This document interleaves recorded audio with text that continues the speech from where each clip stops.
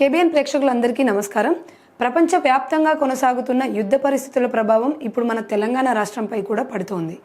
అంతర్జాతీయ మార్కెట్లో ముడి చమురు ధరలు భారీగా పెరగడంతో దేశవ్యాప్తంగా ఇంధన సరఫరాలో అంతరాయం ఏర్పడుతుంది.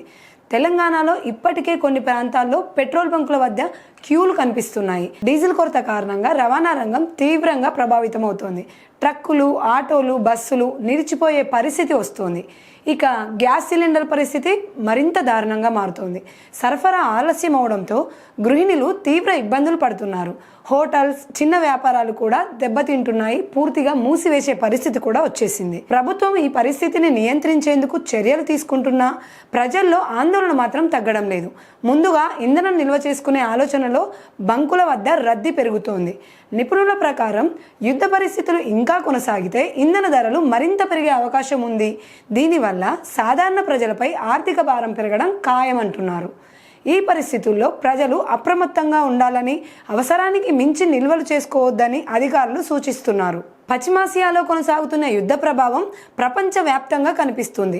ముఖ్యంగా ఇంధన ధరలు పెరగడంతో సామాన్యుడిపై భారం పెరుగుతోంది. ఈ నేపథ్యంలో శ్రీలంక ప్రభుత్వం డీజిల్, పెట్రోల్ ధరలను సుమారు 25% పెంచింది. అంటే పెట్రోల్ లీటర్ 398కి, డీజిల్ 382కి చేరడంతో ప్రజలు తీవ్ర ఇబ్బందులు ఎదుర్కొంటున్నారు. హర్మూజ్ జలసంధి మూసివేత కారణంగా ధరలు పెరిగినట్టు తెలుస్తోంది. పరిస్థితిని అదుపులోకి తెచ్చేందుకు అక్కడి ప్రభుత్వం పరిమిత వినియోగం, వర్క్ ఫ్రమ్ హోమ్ వంటి చర్యలు చేపట్టింది. నిపుణులు భారత్ పైన ప్రభావం పడే అవకాశం ఉందని హెచ్చరిస్తున్నారు.